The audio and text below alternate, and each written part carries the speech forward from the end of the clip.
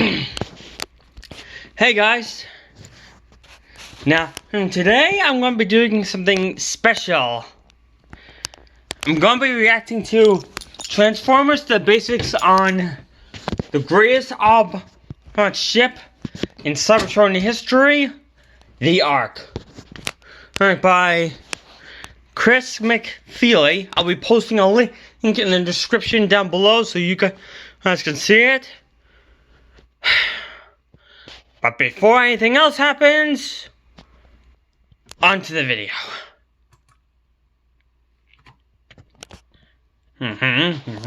May contain spoilers.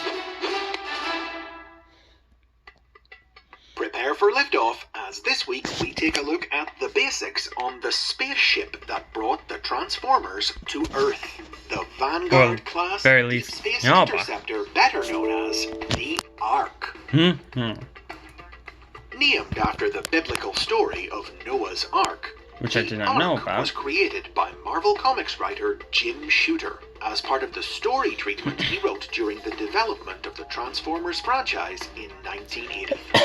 Shooter's story, which was adapted to become both the first issue of the Marvel comic book and the first episode of the Transformers cartoon, told how Optimus Prime and his Autobots left Cybertron in the massive ship, but were attacked and boarded mid-flight by the Decepticons, which resulted in the Ark crash landing on prehistoric Earth, burying itself in a dormant volcano. The crash knocked all the Transformers aboard offline, in which state they remained for 4 million years. Quick fun fact from this TV show, how they were actually not killed, thankfully, but put into stasis lock, as it's called on the show, or as we humans say, knocked unconscious. Until the volcano erupted in 1984. The vibrations jarred the Ark's computer back online, and it in turn reactivated the Transformers. As the Cybertronian War began anew on Earth, the wreck of the Ark went on to serve as the Autobots' headquarters, as they set out to protect the planet against the Decepticons. This origin story was inspired by the famous real-life eruption of the volcano Mount St. Helens in 1980. In fact, Shooter originally intended for the volcano in his story to be Mount St. Helens, but it wound up being renamed Mount St. Hilary. Beyond this basic premise, the comic and the cartoon each told the story of the Ark in different ways. In the comic, the ship was white in color with a boxy design. Gross! And its computer was named Anti. Per Shooter's outline, the ship had been built for the purpose of destroying a swarm of asteroids that were on collision course with Cybertron. The mission was a success, but it left the Autobots low on power when the Decepticons attacked. With no hope of winning, Optimus Prime was forced to make what he thought was a suicide play, deliberately crashing the Ark on Earth. A few years after their awakening, the Autobots managed to successfully repair the Ark and launched it into Earth orbit. But in the comic's final issues, the Decepticons seized control of the ship, and history repeated itself, as Autobot medic Ratchet crashed the Ark on Earth once more in hopes of destroying them. Sadly, his plan failed, and the comic's various sequels and spin-offs, including 1993's Generation 2 and 2012's Regeneration 1, would follow Megatron's efforts to use the ship and its technology for evil. Now that's something I really cannot believe. I mean for an Autobot, much less my favorite Autobot, or should I say most favorite Transformer, Optimus, just be suicidal. I guess it's better than that having the Decepticon seize control of this legendary ship. Whoops! Hang on a second, guys.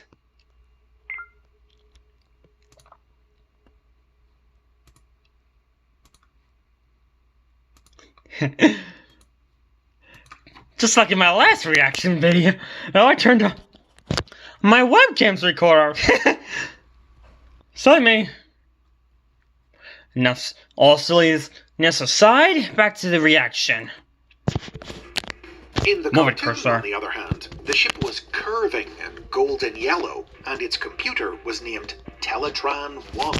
Here, eons of war had left Cybertron drained of energy, and the Ark's mission was to search other planets for new sources of power.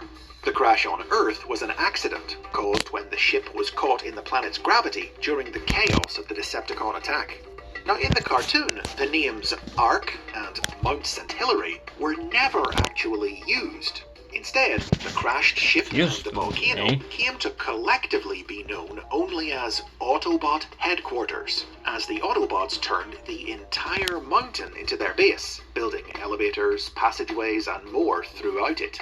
In time, though, the volcano would be replaced as the Autobots' primary Earth base by the larger Autobot City, and the ship and the volcano were eventually destroyed by the giant Decepticon, Trypticon. In the years since the end of the original series, it's become pretty standard for new series to base their depictions of the Ark on the version from the cartoon. The first to do this was 1996's Beast Wars.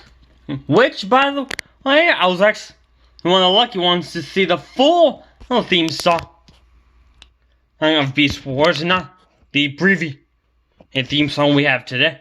Hey, and because I was born in the 1990s. In which the descendants of the Decepticons from centuries in the future, the Predacons, traveled back in time to prehistoric Earth, intending to alter history by locating the Ark while it was offline within the volcano and killing the sleeping Optimus Prime. But their plans were foiled by the Autobots' descendants, the Maximals. Thank God. However, most new series created in the early 21st century opted not to include the classic origin story of the Ark crashing on prehistoric Earth, instead creating new stories about how the Transformers arrived on our world that didn't involve the ship.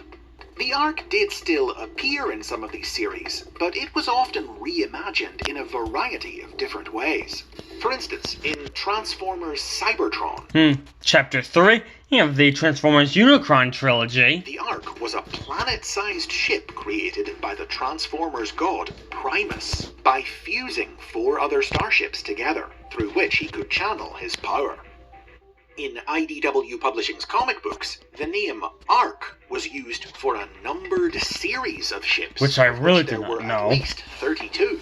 The first of these Arks, after which the others were named, was built by the fascist Autobot leader Nova Prime, also known as the Renegade Autobot, in the distant past, and left Cybertron on a mission to colonize other planets, but became lost in the undead parallel dimension, the Dead Universe. By the way, in the world of the live-action movies, I actually saw all the Dead Universe in the Netflix series, the next Transformers series, and trust me when I say this, guys. Yeah, not cool. 2011's Dark of the Moon featured the Ark as a ship captained by Optimus Prime's predecessor, Sentinel Prime, which was long ago set adrift in space after being damaged while attempting to escape Cybertron. It eventually crashed on Earth's moon in 1961, kicking off the space race as the nations of Earth strove to be the first to reach the moon and plunder the wreck. Transformers Animated did feature a version of the original ship crash origin story, but in this series, the role of the Ark was taken by a small space bridge repair ship named the Orion, which was secretly the stasis-locked alternate mode of the giant Autobot, Omega Supreme. Sorry about the jump cut, guys. There was a ad coming up, and much to my disappointment. But hey, back to the vid. Of the giant Autobot, Omega Supreme. As the Transformers franchise moved into the 2010s, Hasbro sought to unify their approach to storytelling with the introduction of the aligned continuity. as told through media like the War for Cybertron and Fall of Cybertron video games, and the tie-in novel Exodus, this universe firmly re-established the classic cartoon-inspired story of the Ark as the massive ship built to transport Optimus Prime's Autobots off Cybertron due to the planet becoming drained of energy as the definitive origin story for the new decade. The novels Exiles and Retribution detailed how the Ark went on to visit some of Cybertron's colony planets on a quest to locate the long-lost life-giving Allspark that could restore their world. But oddly, the story of how the ship came to Earth in this continuity was never actually told.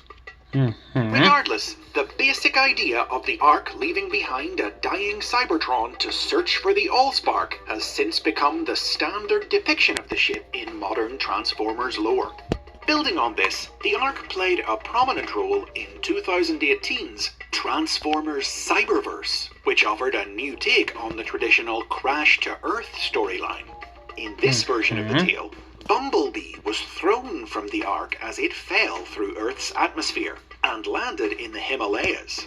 When he awoke in the present day, his search for the crashed Ark formed the backbone of the show's first season. But sadly, according to my knowledge of the show, he lost his memory and his ability of speech. Which is why I actually was not very interested in this show. Oh well.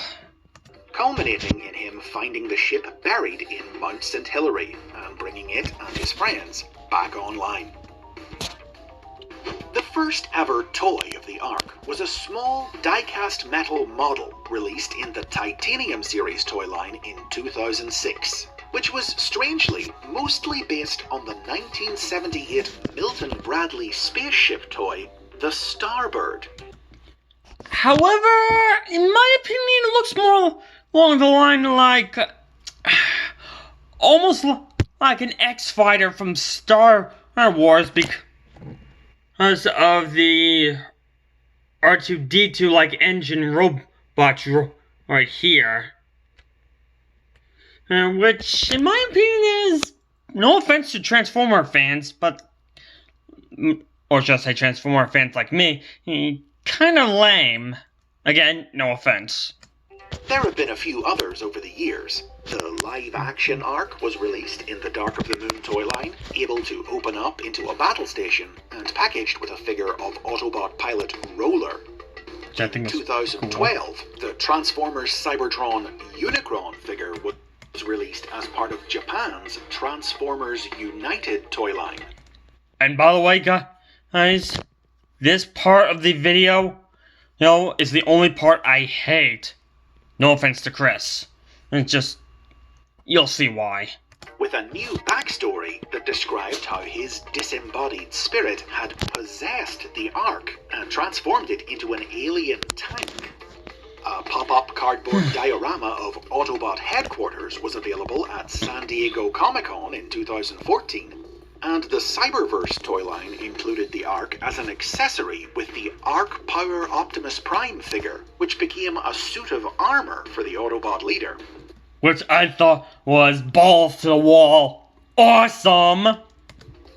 But the crown jewel of Ark toys, emphasis on crown jewel, was released in 2021's Kingdom toy line. A huge golden spaceship that transformed into a 19-inch tall robot mode. The figure even came with a transforming Teletran 1, which could convert into the Autobot mainframe and fit inside the Ark itself, becoming its bridge. The story behind this startling new transformation was told in Netflix's War for Cybertron cartoon. Here, the Ark arrived on prehistoric Earth by traveling outside of space and time through the dead universe. An experience that gave Teletran 1 a glimpse of multiple alternate futures, including one where the Ark had a robot mode. In a twist to the usual formula, the Ark's subsequent crash didn't knock the ship or its crew offline, and Teletran acting on its vision, immediately began reformatting the Ark to transform. With a final power boost from the Allspark, the ship was able to assume robot mode and took out the Decepticon vessel, the Nemesis, with one mighty punch. And trust me when I say this, guys, this robot is even bigger than a combined mode of Metroplex, Fortress Maximus, and dare do I say it, Omega Supreme, all combined into one. Just trust me on this. With its head based on the Autobot symbol itself.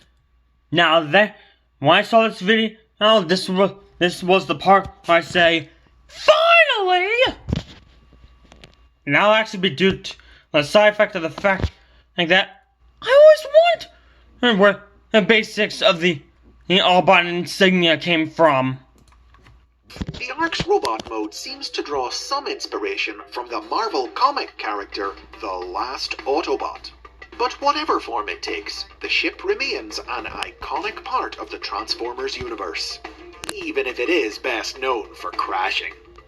I'm gonna pretend to just so that. And those are the basics on the Ark. If you've enjoyed this look at Transformers history and lore, hit the like button and subscribe for over 150 more videos like this one. Ring the bell to be notified about future episodes, or get early access to them by supporting the show on Patreon. Well, that's my reaction, guys.